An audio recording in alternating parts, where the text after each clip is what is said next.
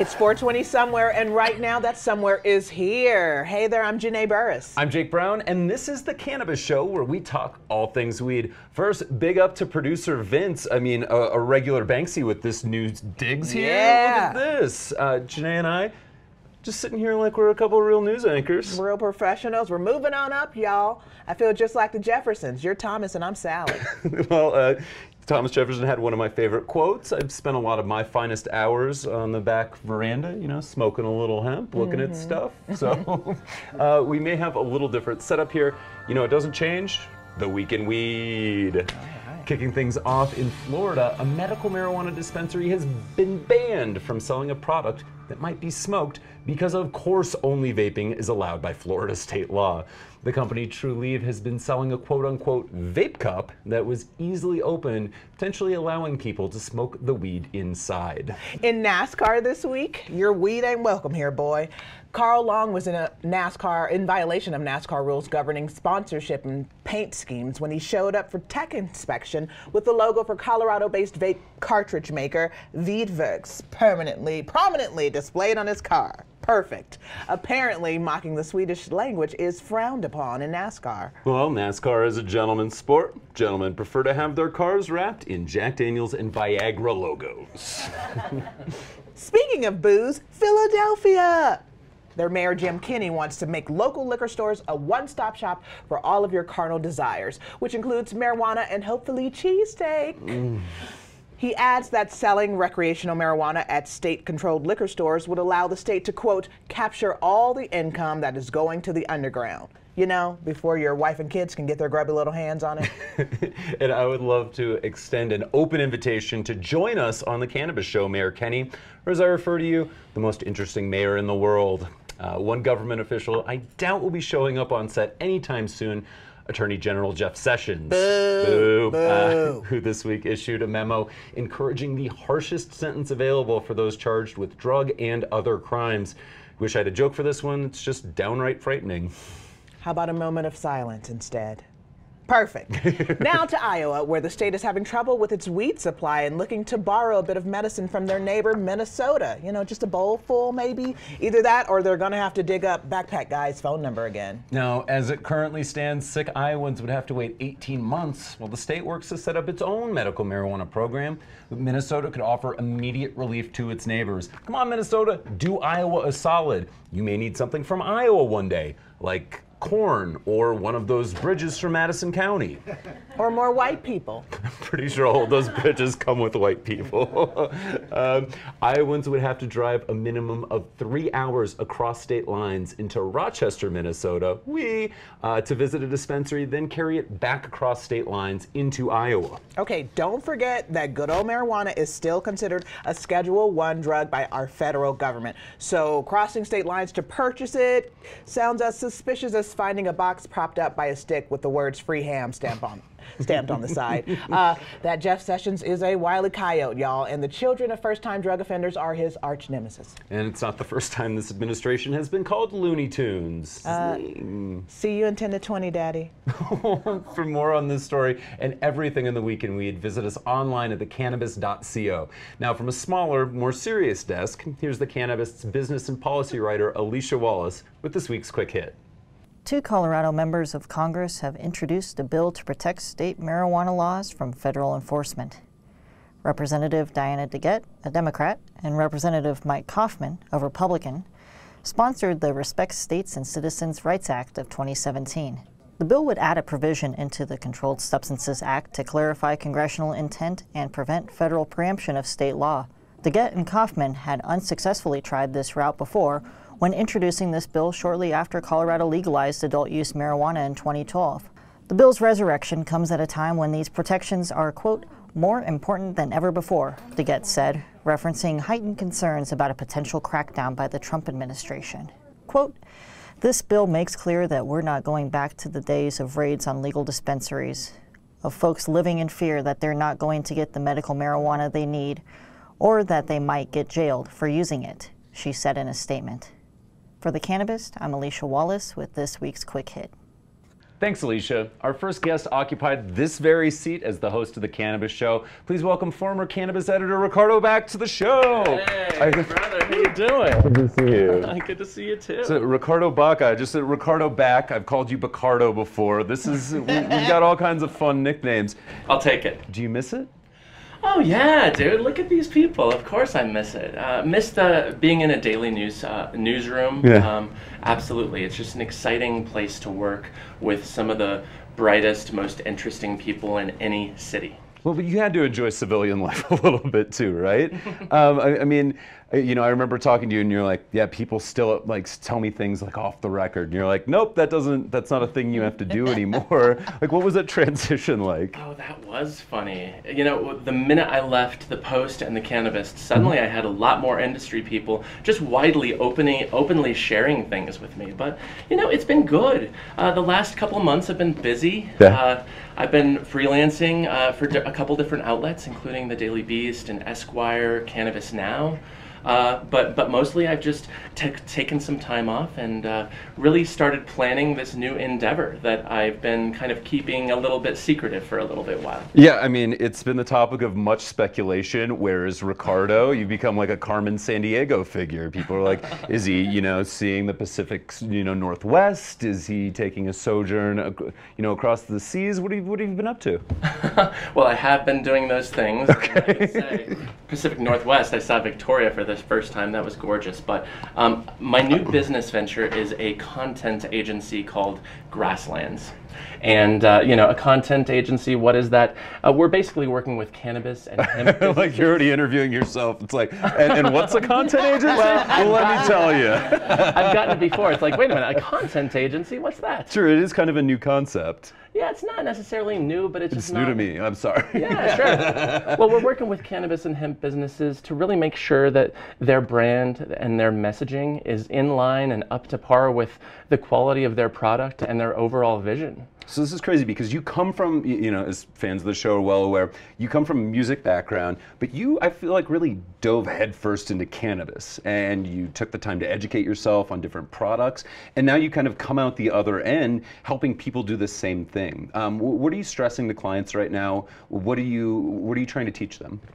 Well, I think it's too often that we see industry-leading products that are killing it, that are putting out some of the best flower or concentrates, edibles in the market. Mm-hmm. And then you look at their public-facing collateral. You pull up their website, their social media, maybe their press releases, and from those collateral, that doesn't make them seem like an industry-leading company or a company that takes these things seriously. And, you know, cannabis businesses want to be taken seriously. Sure. They want to be treated like any other business out there, and so this is the next step.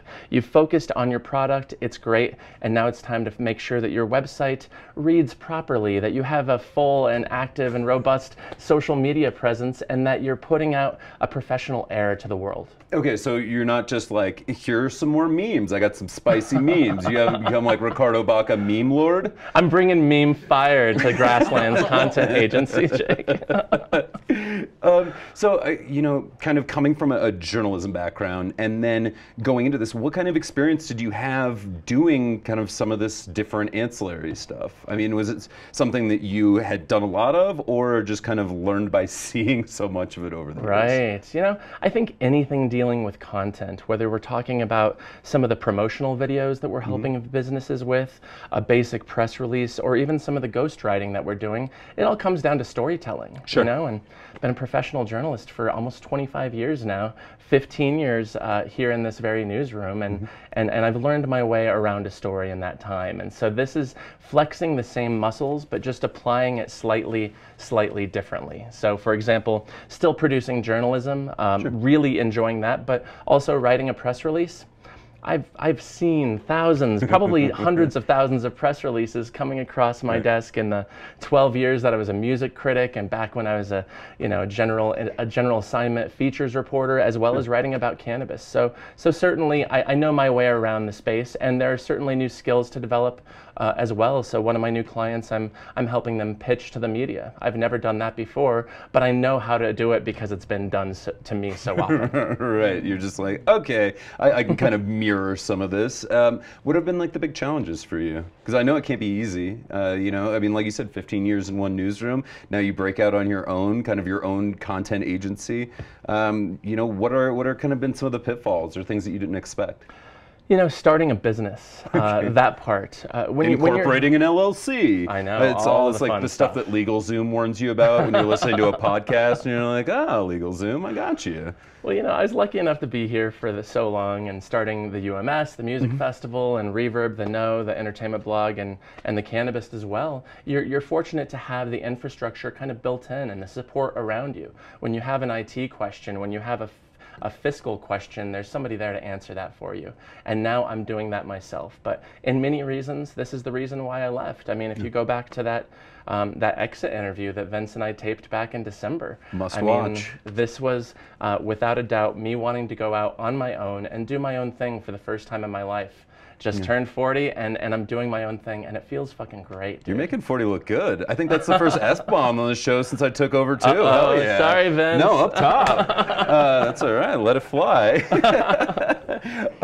So one of the big focuses, speaking of your exit interview, talking about the cannabis industry giving back and being more integrated in their communities. How is Grasslands, you know, working with companies to be better corporate citizens? You know, that's one thing we're now starting to do with one of our newest clients, actually, is just talking about the different ways you can give back and then also how you can illuminate what you're doing. So many businesses, when I went last October to find different cannabis businesses that are giving back, that are being philanthropic, to really focus a spotlight on them, I had a hard time finding them. And of course, after the piece runs and we're talking about the charity and the philanthropy, you hear back from all these people, oh, you didn't know we're doing this with the community and this food drive. And that's great, that's important. But you as a business need to let the media know what you're up to. You need to let the public know this is valuable. So it's just one of the things that I can help them do. And what's exciting too about running my own shop, really, because I do place an emphasis on that. I'm currently talking with a local nonprofit that I believe in, that I volunteered at before with my own personal time, and I'm hoping that they will become eventually the primary beneficiary for Grasslands and any of our charitable efforts. Interesting. So you're really bridging the gap here. That's what I hope to do. You know, I know journalism, and now, thankfully, from this amazing opportunity to be here in this newsroom covering the beginning of legal cannabis in the world, I know cannabis as well. And so I really hope to be able to bridge the gap for businesses and just make their life a little bit easier. Are you staying in Colorado? Absolutely. Okay. You know, for now. I have 2 or 3 clients in Canada right now, pitching a client in Texas and 2 clients in Canada.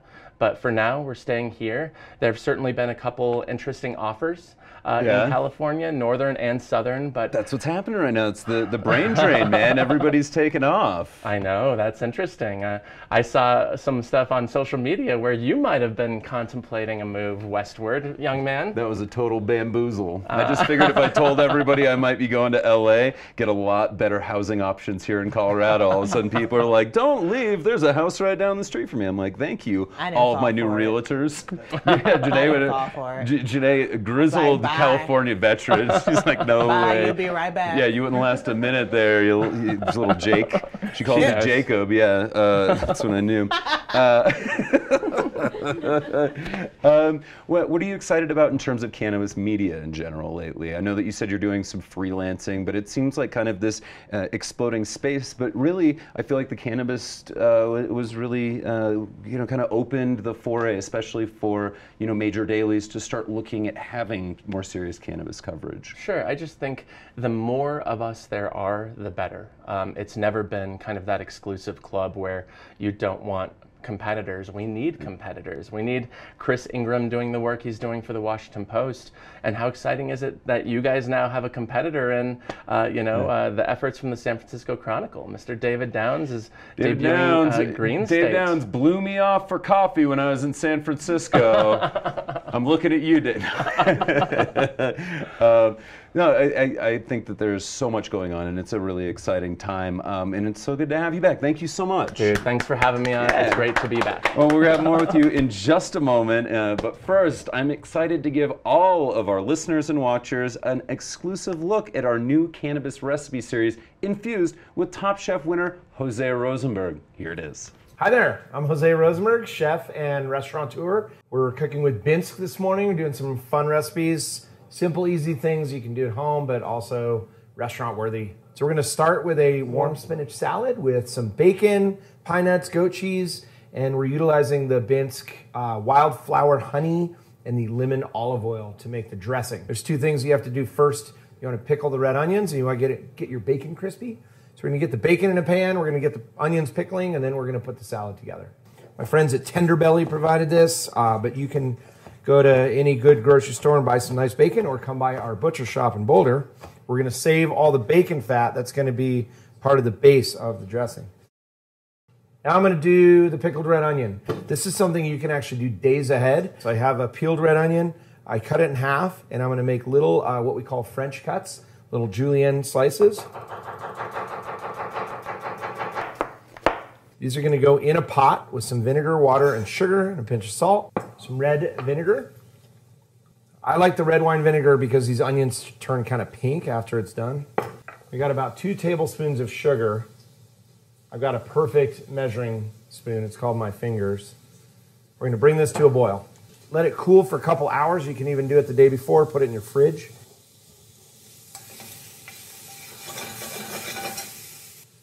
The other ingredients we have for the salad, toasted pine nuts. So if you can't find toasted pine nuts, buy raw pine nuts, put them in the oven.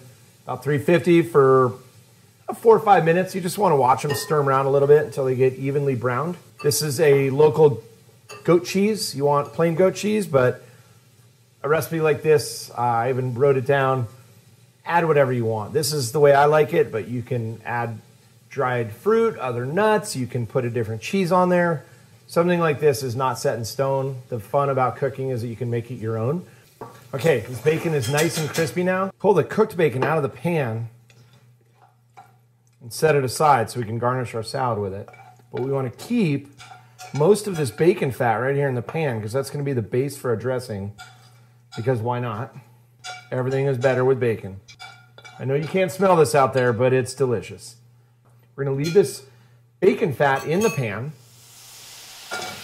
What we're going to do is we're going to add a little vinegar, some red wine vinegar, a little bit of Dijon mustard, some of the Binsk honey. I'm doing 2 capfuls. That looks good. And I'm putting in 3 dropperfuls, which is about another 10 milligrams of the lemon olive oil. So we're going to get this dressing just mixed up, nice and hot. So we're going to just bring this back to a boil. And we're going to pour it over the spinach, toss it really quickly, and serve. So your total recipe here has 20 milligrams, which is going to be 5 milligrams per person if there's 4 people. If you want to go lighter, there's 2 ways to do it with the THC. You can either put less of the ingredients in the dressing, or you can just not use all of the dressing and save some for later. Those go right on top of the salad. They're kind of crunchy still, but they're tart and sweet. And we serve. That's it. So we've got a warm spinach salad with bacon, pine nuts, goat cheese, pickled red onion, and the dressing is made with the Binsk wildflower honey and the Binsk lemon infused olive oil. Bon appetit.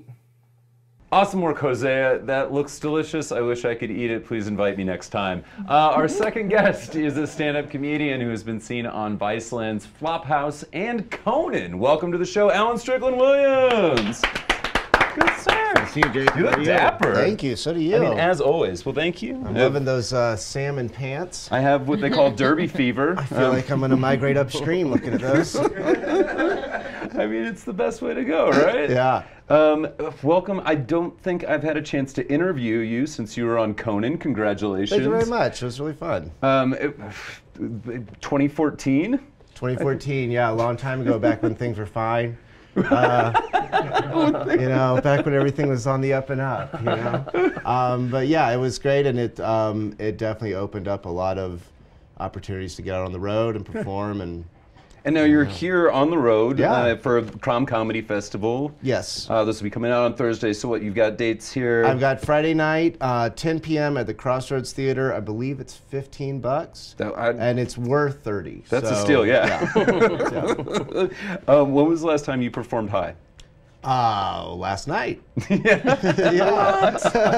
Wait, was it at the show I saw you? No, it was Okay. I went to the Squire. I was Ooh. at Janae Burris's great show. I'm glad to hear you were completely sober for my show. I was. Important. I had some of that great lavender honey cider down at the Rack House. Oh, nice. But Nice. for that show, I was sober.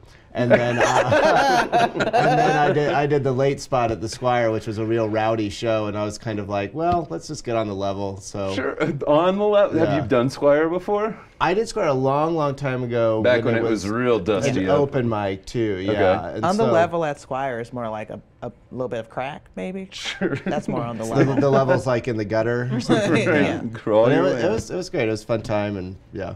So when I think of you as a stand-up comedian, I think you exude so much confidence. Is there a key? And I think that being confident really good if you're going to be high on stage. Sure. What if you could give people listening at home a confidence tip? How do you do it? Fake it. Okay. No, I mean, there is some element of fake until you make it. When I started comedy, not to reveal too much or talk about myself too much, but bring it. I couldn't look anyone in the eye.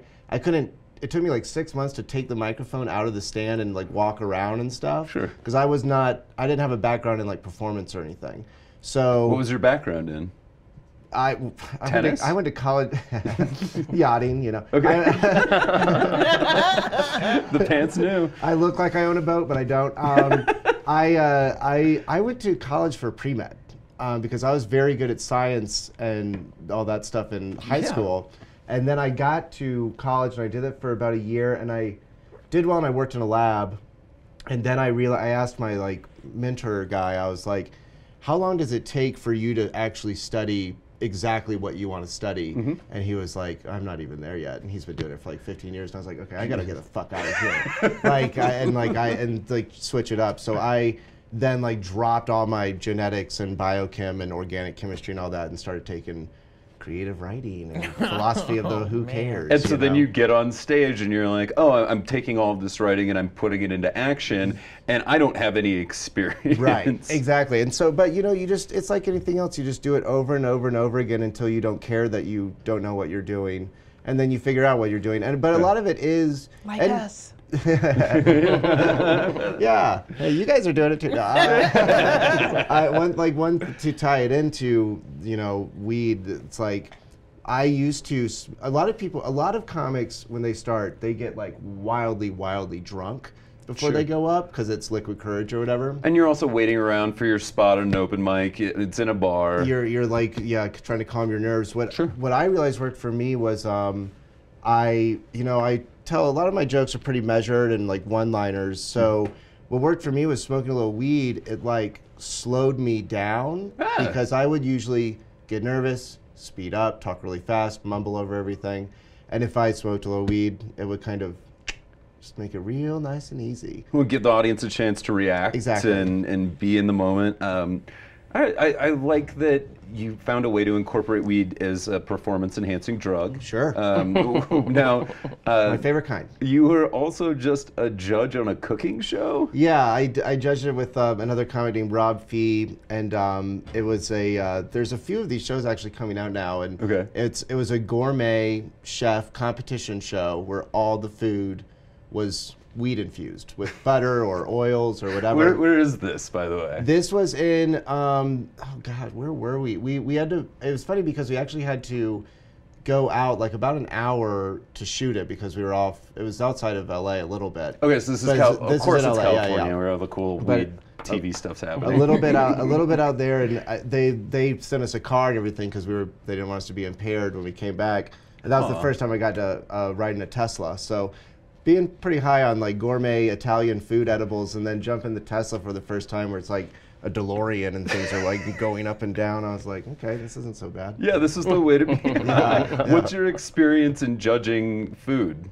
How did you, like, where does this, how do you, 'cause, listen, I've got one of the best jobs in the world. I get to smoke weed and review that. Sure. But I would also eat weed food. Yeah. Did you have any food experience? Or they're like, just find a funny guy. We've got Alan. I think they were like, this guy looks like he needs to eat, so let's feed him.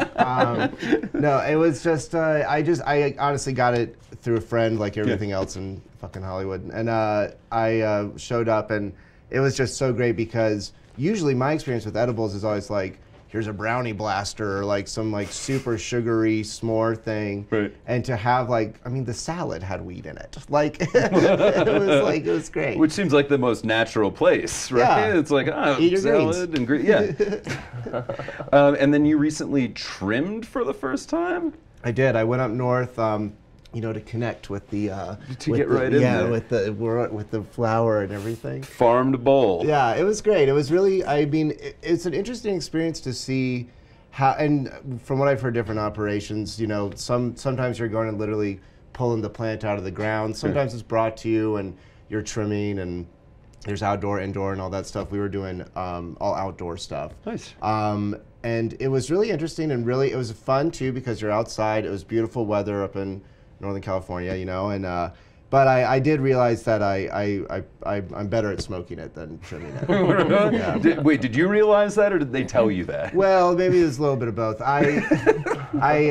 These hands are not, these aren't workers' hands. These are thinking hands. They are incredibly soft for those at home. I just want to let you know, and not like curiously so. I imagine him trimming in like a wide brim hat and some gloves. Yeah, just really. I had my blouse on, and I was just. I got the vapors. Yeah. Juan Valdez of weed over here. Yes. All right, I want to bring Ricardo back, and especially because. So, Ricardo, when you were hosting, you'd always ask people, indica sativa hybrid, what was their favorite? Oh, yeah. We kind of switched it up. Now we ask everybody, what's your favorite way to consume? Do you like edibles, concentrates, flowers? Topicals is also an acceptable but seldom given answer. Somebody's going to surprise you one of these days, Jake. And I'll be able to tell from their skin as well. It'll just be nice and weed smelling softness. Oh, well, I will say, of course, I'm a fan of edibles. That's pretty well known. But I've really gotten into vaporizing a lot more lately. I think just the options that are now available are uncanny. The fact that you can go buy a preloaded cartridge at the clinic in Colorado that's preloaded with live resin. Sure. And the different apparati, the Paxera, or you like the loose leaf. We have a Volcano at home. Use it multiple times a week now, whereas it used to be a multiple times a month thing. So I think I'm learning to love vaporizing, especially because for my friends who smoke, I can actually like hang with you and be on the level, whereas I eat my edible, you smoke, you're stoned, and I'm stoned like 45 minutes later. Yeah, you get the wait for it, because you can't smoke, right? I just don't. Yeah, Okay. It's just nothing that's ever worked out really well. So vaporizing is that smoking light where my lungs don't completely revolt, but they're okay with it, and now they've become more and more okay with it, and just enjoying the selection of concentrates that you can load into your pens now too. That's a treat, kind of exploring those and seeing what makes shatter different from live resin. Okay, Alan, I know that concentrates are a little different out in California, but I mean, are you a vape guy? Are you? I'll vape. I don't own one. I had an old. I'll vape. I had whatever you put in front of me is really okay by me. But I had an older one where you had to actually you loaded in like wax, I guess it was, okay. And that was fine. I liked that. But my favorite is. I kind of like to combine, my favorite experience of smoking weed or ingesting it, consuming it, is when I do it right before I go on a hike. And so that's like my favorite way to do it is to, I love smoking socially. I mean, sure. I love doing everything socially. But where I want to get into that. I'm a friendly guy, when I really feel like it's hitting me and it's like a good experience, it's usually when I'm by myself and I just smoke a little bit, and like I have this dumbass one-hitter that looks like a golf tee. Of course I do. How long have you had it for? It's called a puff putt. Actually, it's pretty. What? It's out there, yeah. Puff Putt? Puff Putt, I think is what it's called. Yeah, you can buy Man, it. product placement. Yeah, a little bit. Oh, we got Pax Era, Puff Putt. I mean, Yeah, we revealed like market. just tattoos of brands all over my body. But yeah, so I just smoke a little bit, and then I'll go, and I usually do smoke a hybrid because you know I like everything all at once, and then go on like an hour or two hike, and just feels good. How long have you had the Puff Putt? Is it like a My it father just you passed it on begrudge to me, and his No. father passed it. I've had it for about 2 years now. Wow. Yeah. Okay, and I mean, Ricardo, you said you've had the Volcano for 3 years, yeah. 3 years? What is a volcano? I hate it. Sound like a square, but Narc alert. Uh-oh. It's what? It's like it's considered among some circles as like the gold standard desktop vaporizer. So it doesn't fit in your pocket. gold standard desktop vaporizer. We live in Colorado for sure. Yeah, it does sound like a personal computer of some sort. Like, what's going on here? No, and so the big advantage of Volcano, if I understand correctly, is that it forces the air up. So people that have weak lungs, the bag just kind of pops up and you can fill it. I've emptied many a bag with you. Yes, we have. It still feels weird to smoke weed out of a bag, but I guess whatever until we come up with a better alternative. You can use it as a pillow. You just need to relax a little bit. It's the loudest pillow you've ever laid your hands on, trust me. But you think, I mean, there's all kinds of other drugs that are done out of balloons. Why wouldn't they just have a balloon? Is that something we can't talk about? Hey, cannabis is trying to avoid the bad stigma of whippets, Jake. Right. Okay? And any circus stuff. No circus stuff at all. No circus stuff. I want to ask, because you guys are both creative guys, how have you seen kind of this evolution of cannabis, either change how your peers consume, change your process, kind of being able to try different things with weed? For example, trying out vape pens, and those become more of your life. Is it changing anything with your creative process? I'll kick this to Janae too. I'll just to kick off. I'll say it definitely makes the writing process for me a little easier because we're all writers. We all write. The scariest thing is like the blank page, like what they always say. And so if you get high, and you think about what you're going to write first, but when I'm a little stoned, I find that inhibition is lower, and the fear isn't there, and you can just, it might be a mess at first, but if you just get something out and use that to kind of kickstart the process, you can get it going and like really come up with something good, and you're not just sitting there like trying to make it perfect for the very first go. Right. Will you take a rip just as like a precursor, like, hey, I have to get something out on the page. I'm going to take a hit. And so there's an intention there. Absolutely. Yeah. I mean, Ricardo, are you working high? Oh wow! Well, for so long I was working here, and that wasn't allowed. That was against the rules. And so, but I do keep a vaporizer in my desk at the office right now, and I found that like in the afternoon hours, maybe you're coming down from that lunch. Your food is setting in. You're feeling a little bit heavy Coffee and wearing useless. off. Absolutely. And maybe just a little puff right there. It just kind of picks me up for the last 2-3 hours of the day. So that's siesta. definitely. Yeah. It's like an instant kind of pick me up if it's the sativa that I'm usually vaporizing. Interesting. What about you, Janae? Same writing process. It helps the writing process. I like to smoke and then hop in the shower. And, so you get those shower thoughts really going. Nice. That's smart. Get those shower thoughts. Then I got to reach out and drip water everywhere and try to write them down real quick, but still, it's gold. It's still great. I'm gonna get you this little notepad it's like waterproof paper. Thank you. You can write in the shower. It's just me like remembering. It's now become this sad journal of when I use my medicated shampoo. Yeah. Just like, oh, this is the diary of this All right, switching gears, let's go to everybody's favorite portion of the show, the pot quiz. We're going to start with Alan, since you won the coin toss. I just did in my mind. Everyone will have a chance to steal if you don't get it, but these are multiple choice questions. Ripped from the headlines. Alan, are you ready? Yes. Okay, great. Enthused. Which female pop star recently claimed she quit smoking weed for 3 weeks? Miley Cyrus? That is correct. Didn't even need the answers. We had a Dionne Warwick joke in there somewhere. Oh, sorry. That was getting Man. thrown. No, it's okay. Well, I think shout out to Dionne that did Warwick. way better than the joke would have. No, she's. I think she might be giving it up. There's this trend now with celebs giving up their pot. First it was Woody Harrelson, now Miley. Who's I'm next? suspicious of Miley. Though. Yeah. She's progressive. Didn't she used to smoke? What did she smoke? DMT? No. No. Spice? Salvia. Salvia. She smoked salvia, then weed. I think she's going. Miley's a party girl. Moving up. Yeah. I mean, anybody that smokes salvia has to be a party girl. Yeah. There's no other option. Dave Grohl said he stopped getting high because of the Kardashian show. What? True story.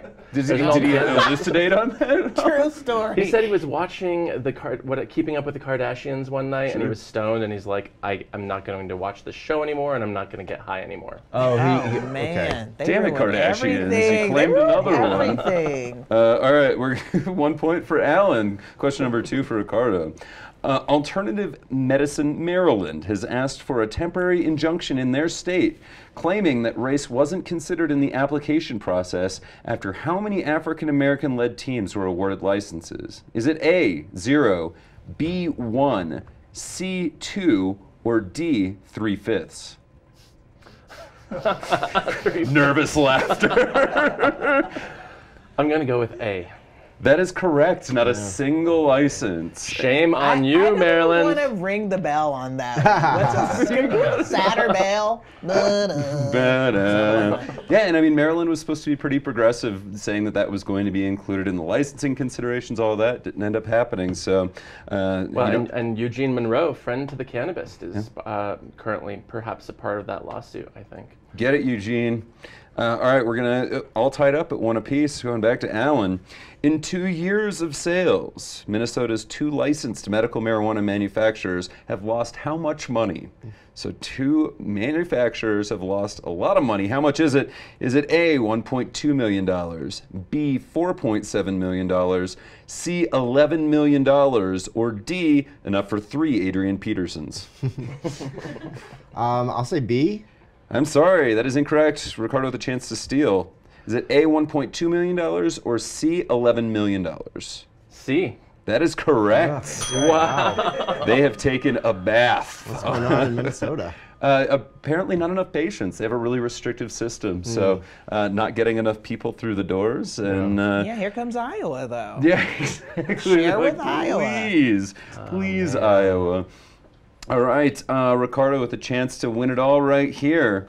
In their first 2 services at the International Church of Cannabis, the International Church of Cannabis based here in Denver, Colorado, average attendance was in what range? Is it A, 1 to 5 people, B, 30 to 35 people, C, 50 to 100 people, or D, less than the total number of Cosby accusers?